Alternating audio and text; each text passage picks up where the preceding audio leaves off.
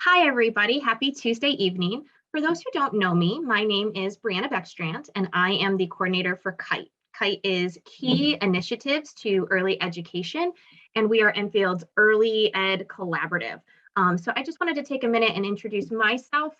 We're very excited that KITE is able to partner with the Enfield Child Development Center here as part of the town of Enfield to bring this presentation to you guys around battery safety, just awareness. So I just wanted to take a minute to say thank you for being here. KITE's very excited to partner in this, and I'm going to turn it over to the director of ECDC, Karen Edelson. Hi, thank you, Brianna. I just wanted to thank everyone for being here as well.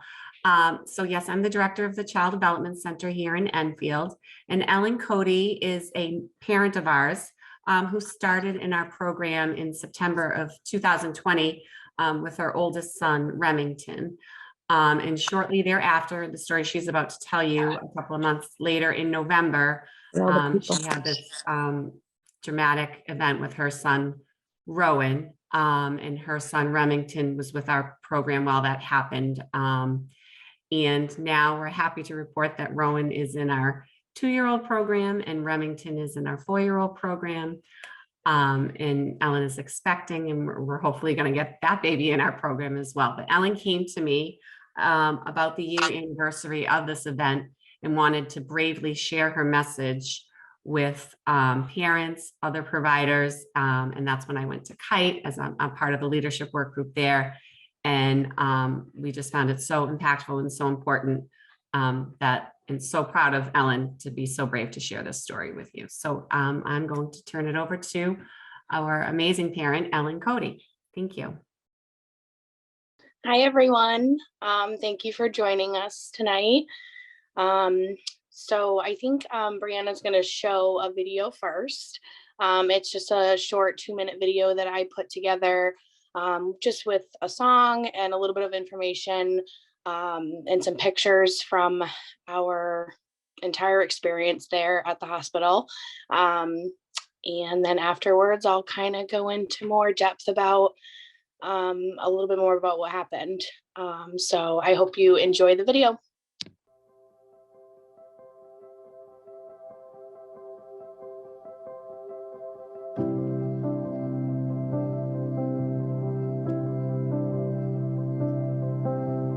Trees are made for climbing, days are made for sun, puddles are for jumping, fields are made to run, stars are made for counting, and for wishes coming true. Sleep is made for dreaming, and I have dreams for you. May you never lose the wonder in your soul. May you always have a blanket for the cold.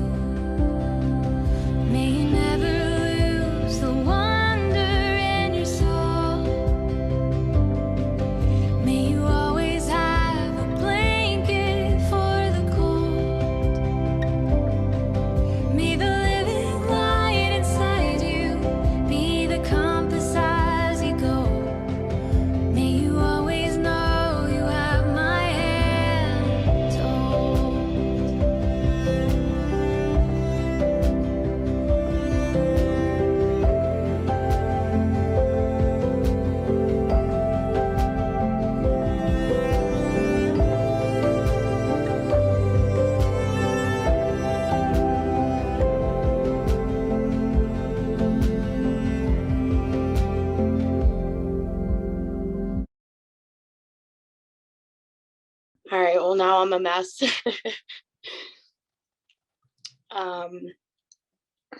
Sorry, guys. We'll blame it on the pregnancy hormones. So as you saw, about a little over a year ago now, my then 10-month-old son, Rowan, he swallowed a button battery and it got stuck in his esophagus. And it happened at a family member's house while we were there having dinner.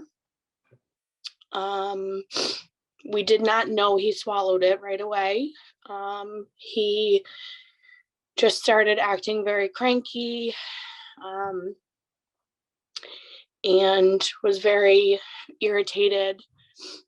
He also had a long history of acid reflux. So for him at 10 months old to be cranky was not totally unusual or alarming.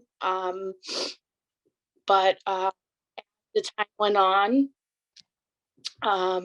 Throughout that night, we kind of noticed that he was inconsolable at that point. Hours into it, we had gotten home from the family, and he began to vomit, but more phlegmy and just choking. And he was drooling a lot. So we, around 11 o'clock at night, after he would not stay asleep, he kept falling asleep, but would not stay asleep. He kept waking up every 10 minutes or so and would gag, kind of drool some more. He didn't really want his bottle. Sometimes he would take it, sometimes he didn't. So we decided that it was best to take him in because obviously something was wrong. When we got to the ER, they told us that it was probably just a stomach bug, because at that point I was just describing him as throwing up, drooling, very irritated, cranky, tired. So they were almost ready to send us home. But I had kind of emphasized the fact that he was drooling a lot, and he was not a very drooly kid to begin with. And he, at this point, was soaking his jammies because he was drooling so much. So once I said that he was drooling a lot, the doctor decided to do a chest x-ray just to be safe. And I told him that I would have felt better if we did that before we were sent home, because I didn't really feel comfortable putting him to bed and leaving him alone. So we went in for the chest x-ray, and we went back to our room and we were just waiting. It only took about 5 minutes or so, and then they all, doctors and nurses, came running in very fast. They explained what happened or what they saw on the x-ray, and that they needed to take him right away for surgery to obviously remove it. They allowed me to be pushed on the bed down the hall to the OR with him. And they just took him, and that was kind of it. They pushed me into a waiting room, and about a half an hour, 45 minutes later, the doctor came out. And before he came out, I was kind of thinking in my head, okay, he had something lodged in his throat. He obviously wasn't choking, but it needed to come out, and it would come out. They would take it out, and we would get to go home. you know, it was as simple as that. I didn't think about long-term damage or the fact that it was a bat and what that can do. So when he came back from the OR to explain it all to us, he explained that they removed the battery, but there was quite a bit of damage done to Rowan's esophagus, but that it hadn't created a hole in his esophagus as of that moment. He explained that the battery reacts with the saliva and the tissue in your esophagus as it sits there, and it can basically burn a hole in your esophagus, and can be life-threatening if that happens. As of that point, they hadn't seen that happen, but he explained that the burning is something that can continue to happen even after the battery is removed, which is something that we did not expect. The burning can continue to happen for up to 28 days after the battery is removed. So he informed us then that we would not be going home and that we were looking at a 28-day stay minimum for monitoring and making sure that the burning didn't continue to happen. So he was intubated right away to allow the esophagus to heal. And we were put in the ICU. He was put in the ICU, and he was intubated for about a day. It was about 24 hours. But he did really well during those 24 hours, and they decided that they were going to see how he did breathing on his own. So they decided to remove his breathing tube after 24 hours. They removed it, and he did really well. He never had to be intubated again. And they explained to us that from there on, we just wait, and every day will tell us how he's doing. Every day from there on, he could go up, he could go down. If it continued to burn, he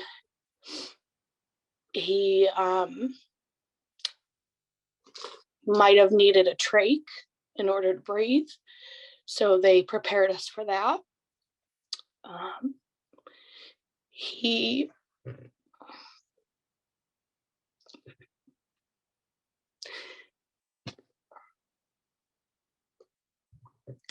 couldn't drink from a bottle.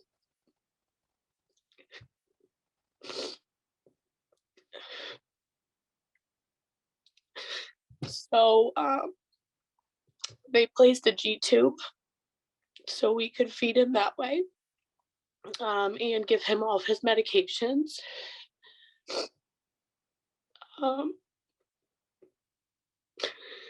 But from there on, he did really, really good, and he had no complications. And we were actually able to leave after just 12 days, which is way sooner than what they anticipated. And since we've been home, he has had no issues and no setbacks. And we're really grateful for that. But as you can see, even a year later, I'm at least still healing from all of this because it was obviously very traumatic and scary.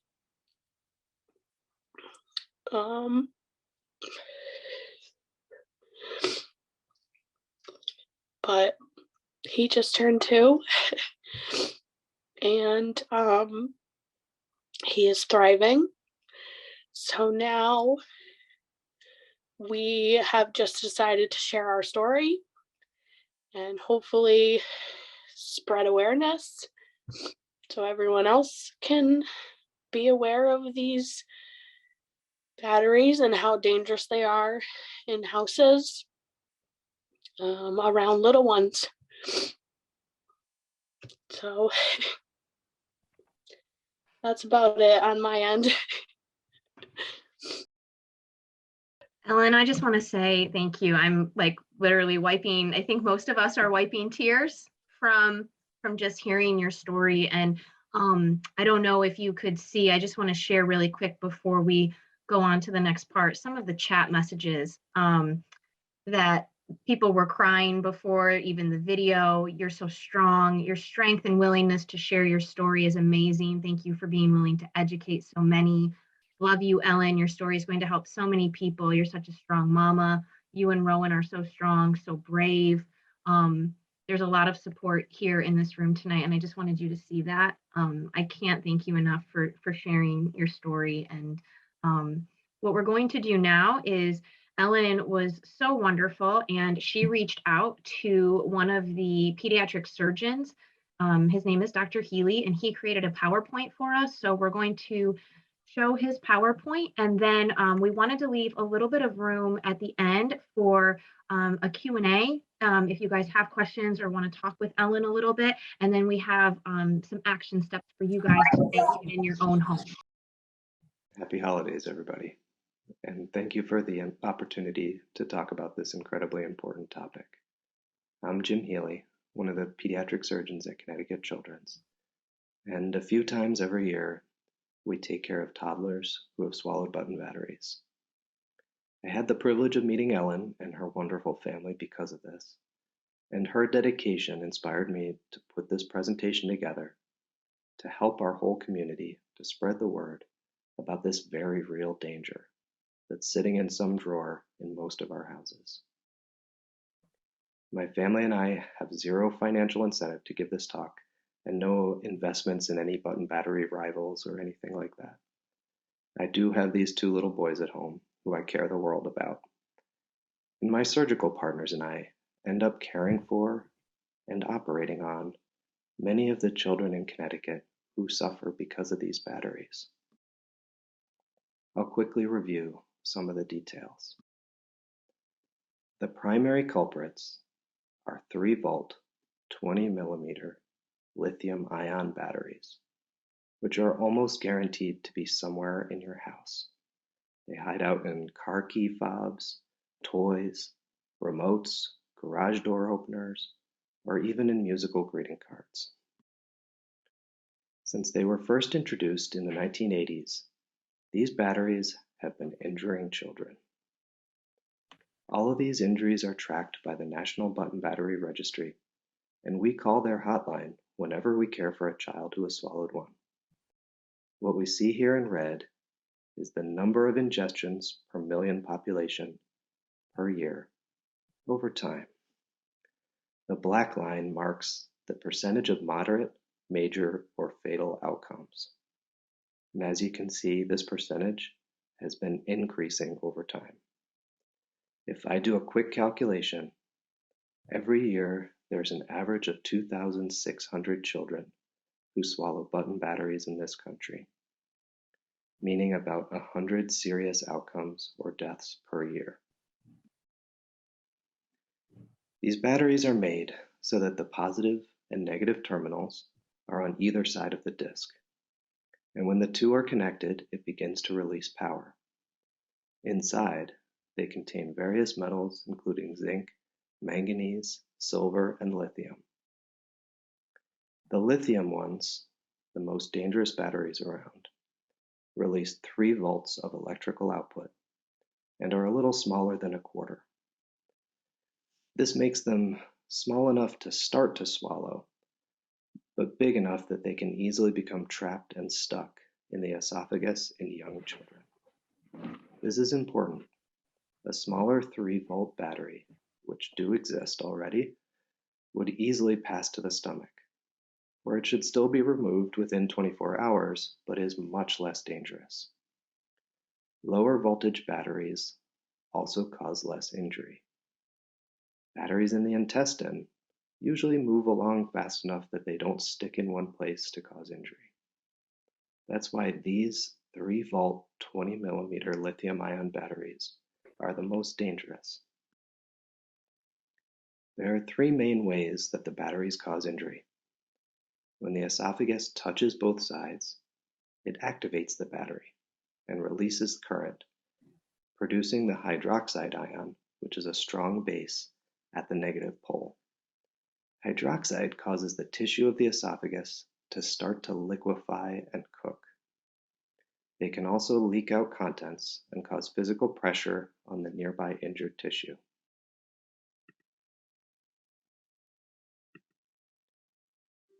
This video of a button battery on a piece of chicken is a representation of what I see happening when I operate to remove the batteries in these children.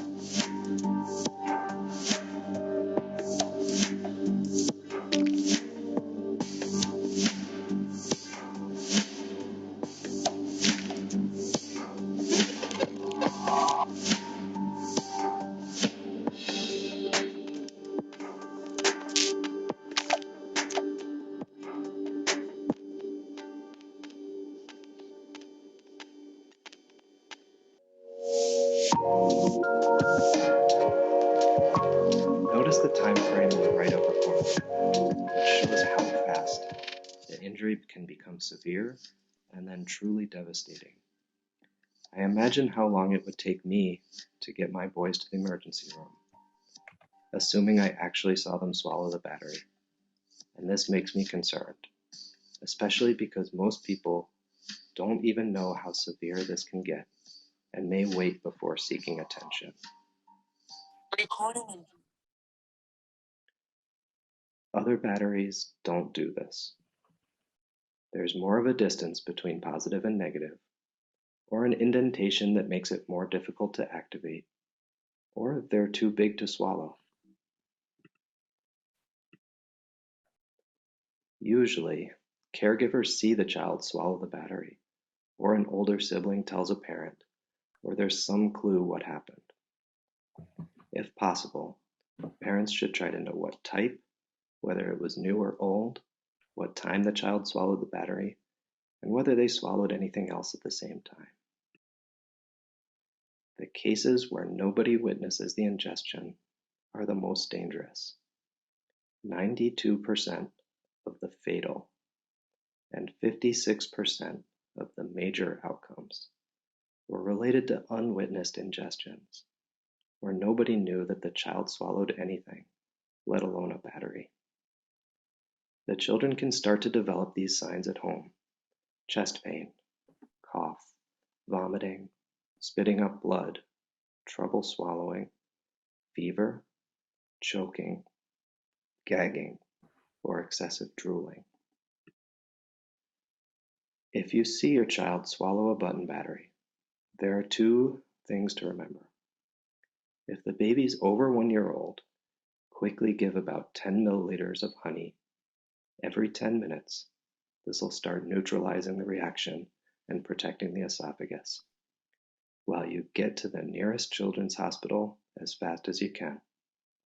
Either call 911 or drive immediately to either Connecticut Children's, Yale, Bay State, Hasbro Children's, whatever children's hospital is the closest to you.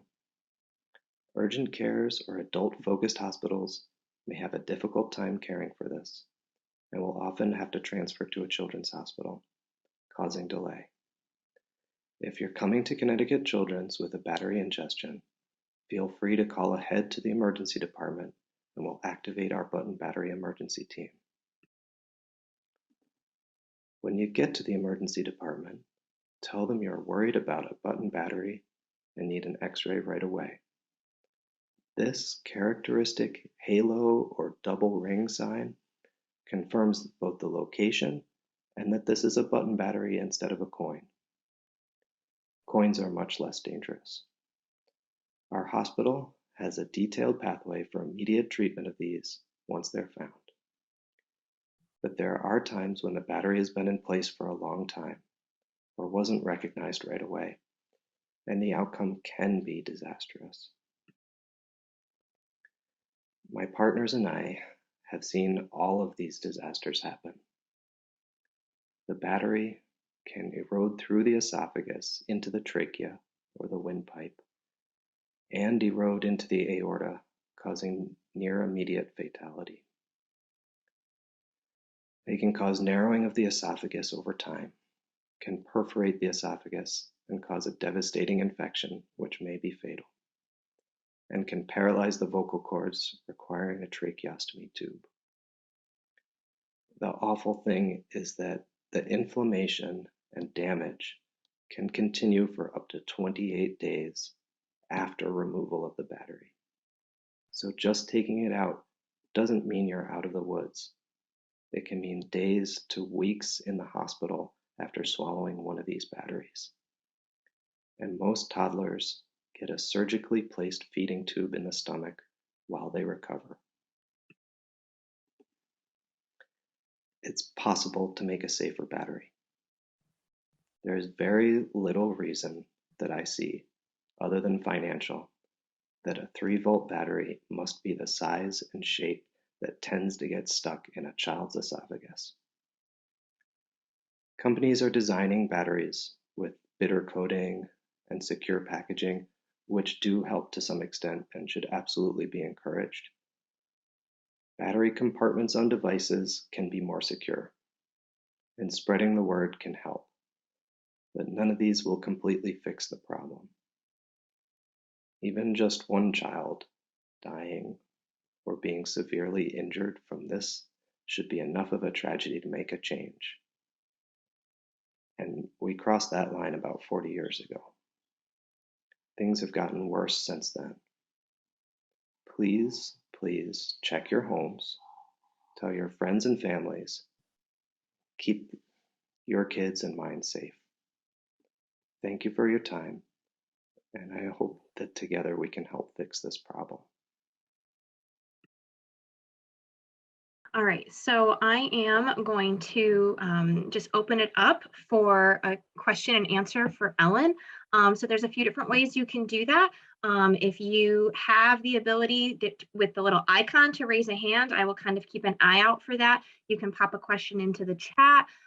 So I will just kind of open it up. We'll do that for a few minutes, and then we have some action steps if you guys for advocacy that we'll share with you before we close. Ellen, I'll ask one actually, because this is something that I've kind of wondered about. I mean, I had a situation with our daughter where she had ingested something like from a science kit, and I had to call poison control, right? And I just remember like everything ended up being fine, but there was a level of mom guilt, and I was just wondering, did you have that? And if so, how do you what was your sort of way of healing for knowing that you did the best thing for your child? But did you have that at all? Like, did that happen? I don't know if I'm making sense. Yeah, definitely. I think that's a given that if anything happens to our children, we feel to blame because we're in charge of them. But this was something that over the past year, I have just continued to tell myself that I cannot watch my children 24/7 And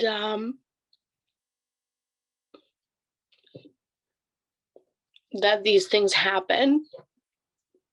And it just so happened that he swallowed something that was extremely dangerous. So yes, I am still dealing with mom guilt a year later.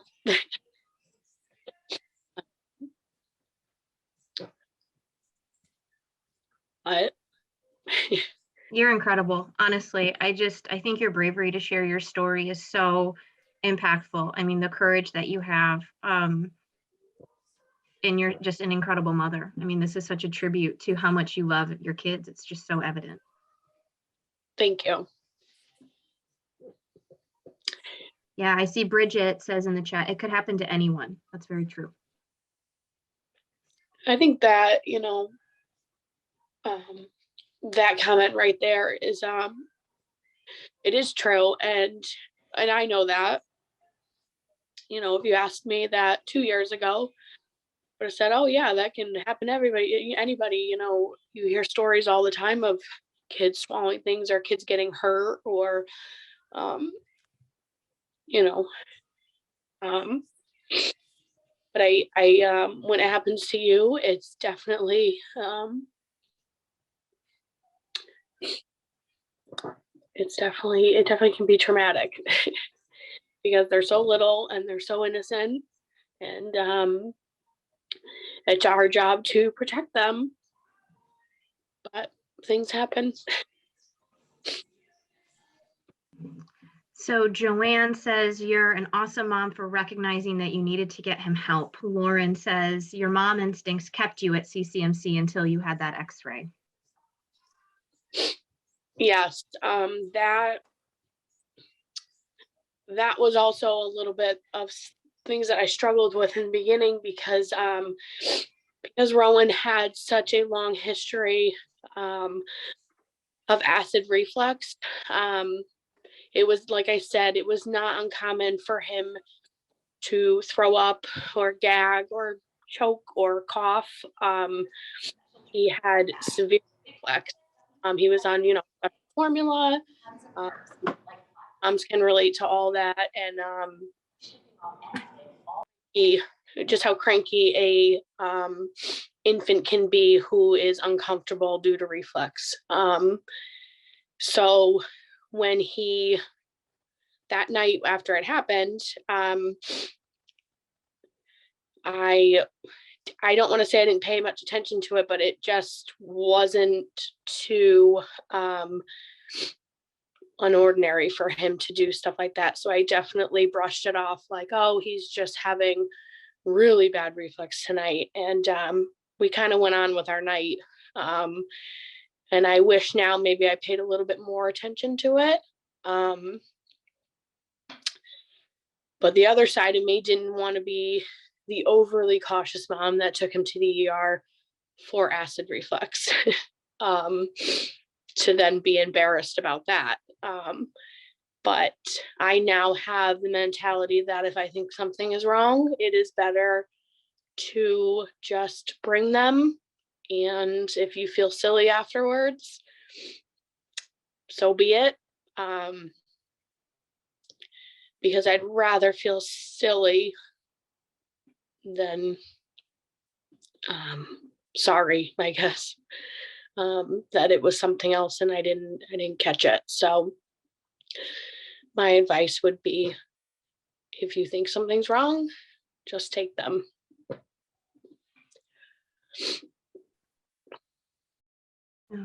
Thank you.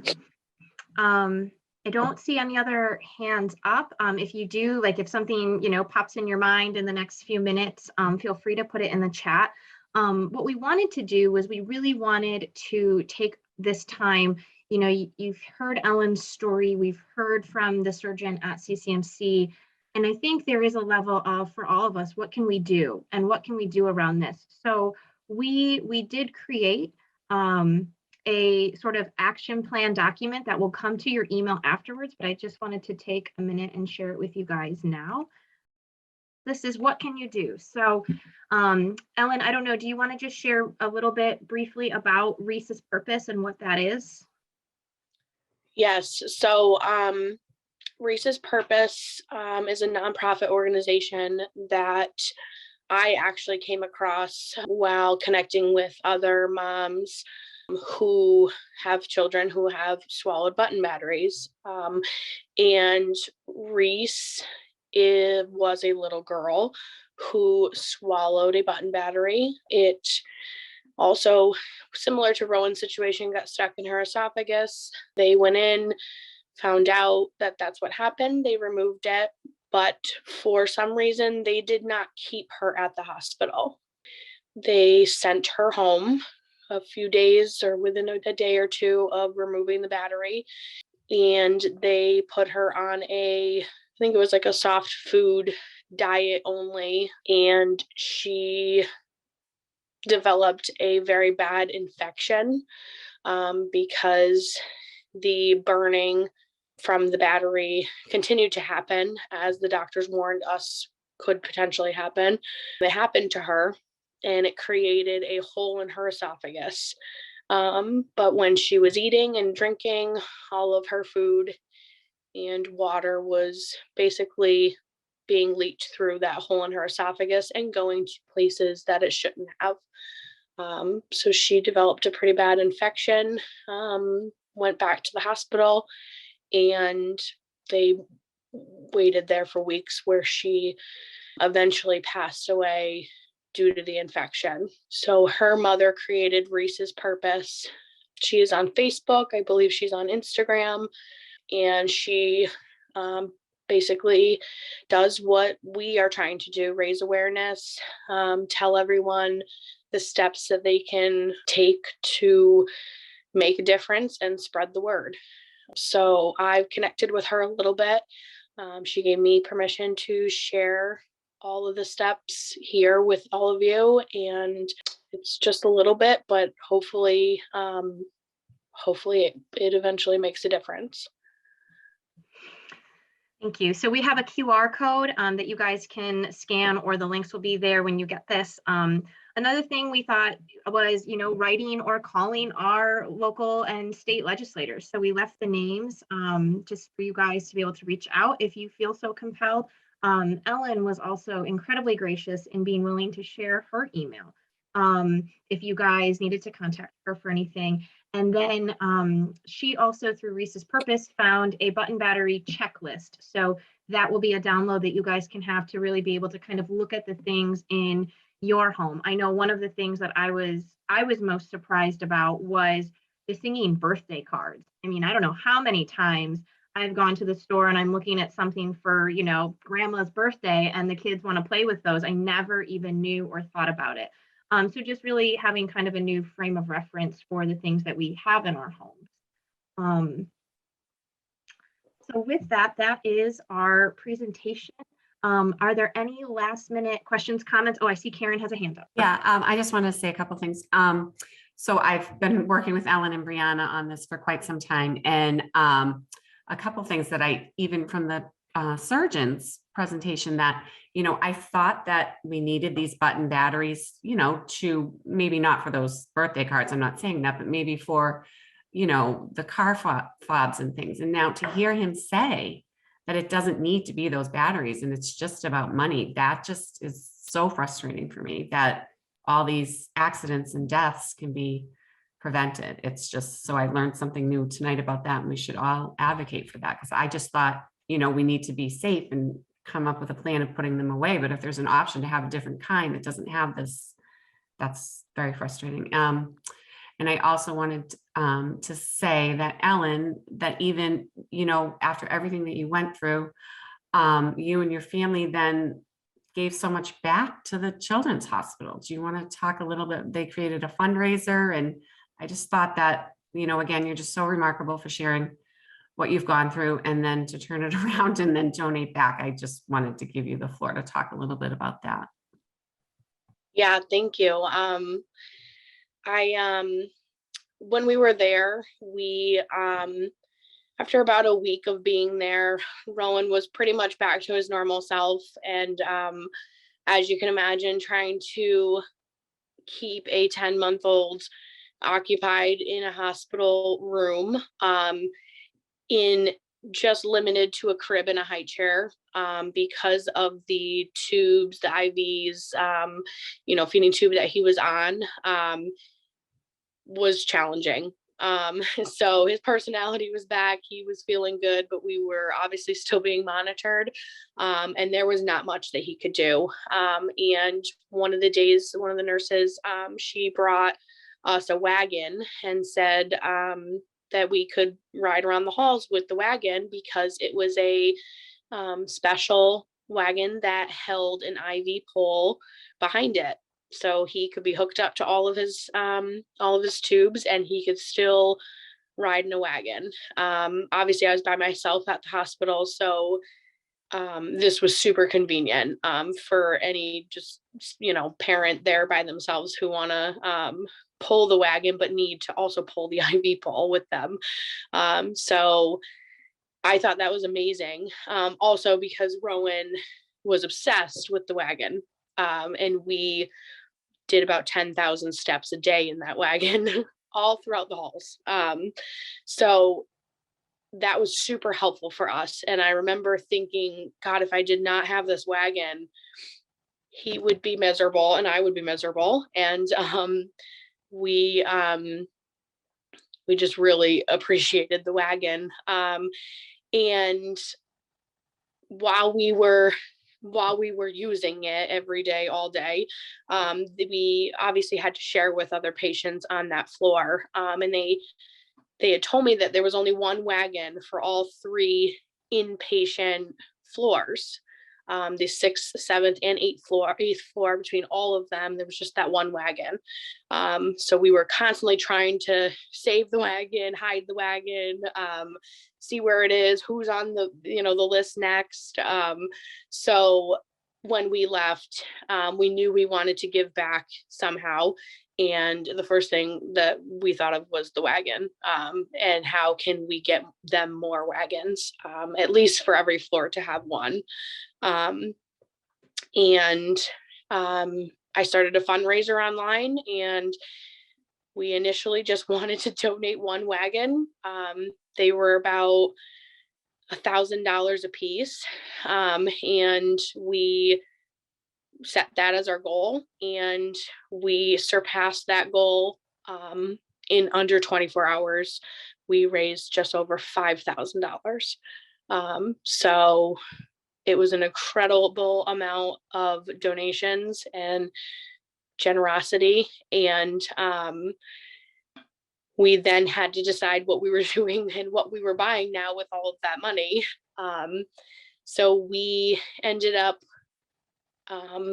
purchasing 2 of the IV pole wagons. And then I had reached out to the hospital to find out what they needed, because I didn't want to buy things that I thought they might need it. I really wanted to know, what did the nurses need for the patients? What were the patients asking for? What were the parents asking for often that maybe they didn't have? I know height chairs were a big thing that they could never find.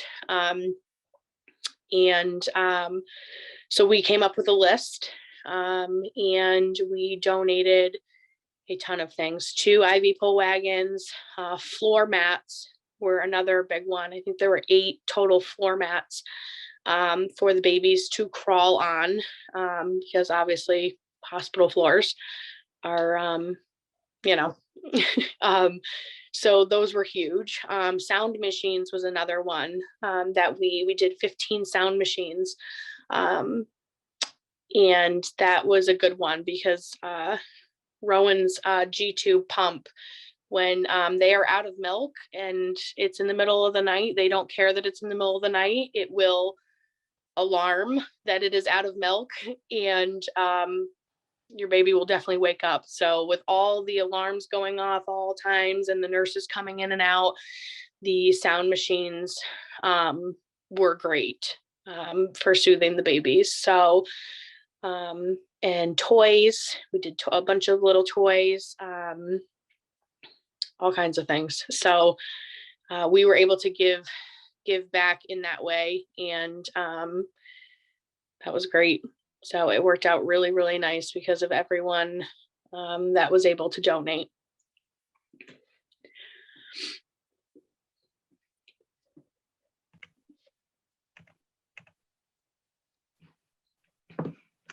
Any other last minute thoughts or comments?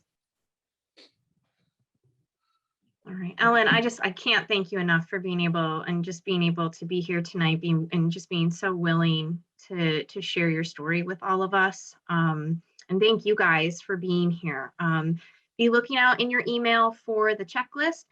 Like I said, we did record this, so hopefully in the next week or two, it'll be going live, probably through KITE's Facebook page would be my guess. And then you'll have access to review it, watch it, send it to people as well. So share the word, spread the awareness, because it can save a life.